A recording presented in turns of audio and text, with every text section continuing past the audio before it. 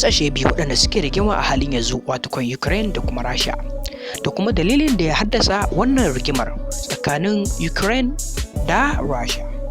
To mai sauraro, ka gyara zama domin jin cikakken rahoton nan, domin jin cikakken shin me dalilin da ya saka wannan ƙasa ta Rasha suka fara rigima tsakaninta da Ukraine.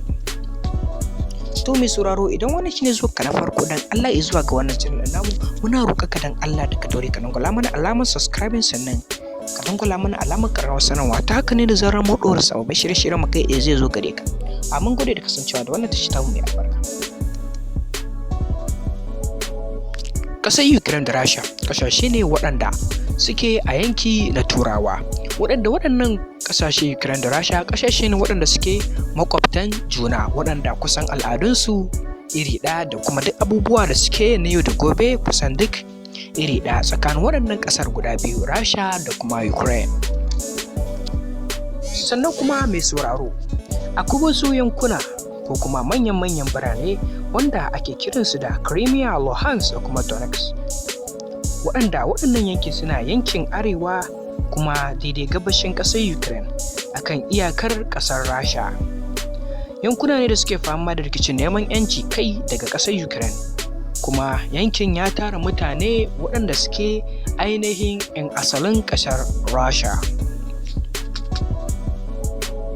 Haka zalika kuma mai sauraro, shugaban ƙasar Ukraine Volodymyr Zelensky yana da ra'ayin kulla alaƙa da Amerika, domin har ya bayyana niyyarsa na shiga da Ukraine cikin ƙungiyar NATO wato North Atlantic Treaty Organization.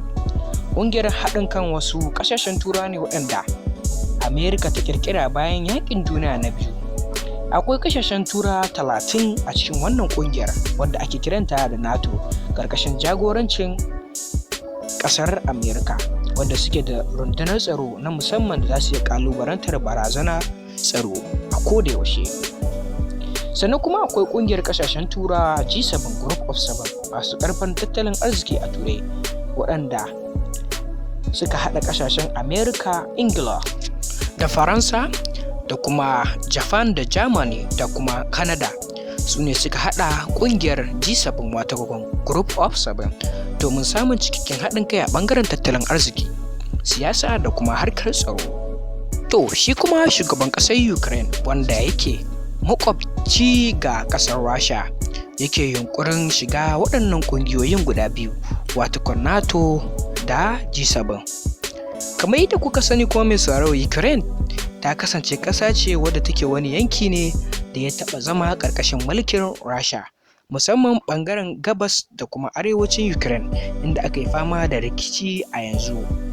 To bayan kasashen duniya sun karya gwamnatin Soviet a wancan lokacin, sai Russia ta jagoranci kafa rundunar sojoji na musamman na ƙungiyar haɗin kan ƙasashe masu manufa irin NATO wato Collective Security Treaty Organization wato CSTO. Akwai ƙasashe kamar haka waɗanda suke ƙarƙashin wannan ƙungiyar wato kamar su Rasha, Armenia, Uzbekistan, Kazakhstan da Georgia da kuma Azerbaijan da kuma sauransu.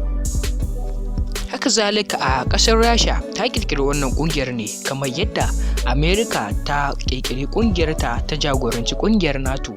Wannan dalilin da suka su ma Rasha suka ƙirƙiri ƙungiyar CSTO da kuma magoya bayansu.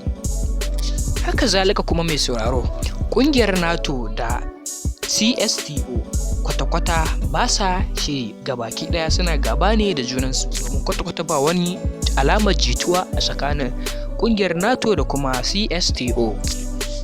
Shi kuma shugaban ƙasar Ukraine ya yi yunkurin shiga ƙungiyar NATO da G7, wadda hakan ne ya saka shi kuma shugaban ƙasar Rasha ya ga ba zai yiwu ba a ce makwabciyar ƙasarsa ta shiga ƙungiyar NATO da G7 sakamakon gaba da take tsakanin Rasha da Amerika.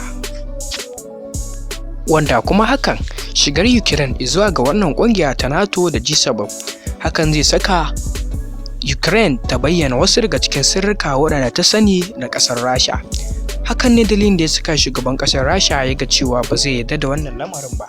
Shine ya fara ɗaukar mataki akan ƙasar Ukraine domin ta dakatar da wannan niyyar tata ta shiga wannan ƙungiya ta NATO da kuma G7. Domin gudun kar Ukraine ta shiga wannan ƙungiyar, ta dinga sakin sirrukan ƙasar Rasha sakamakon makwabtaka da suke da junansu.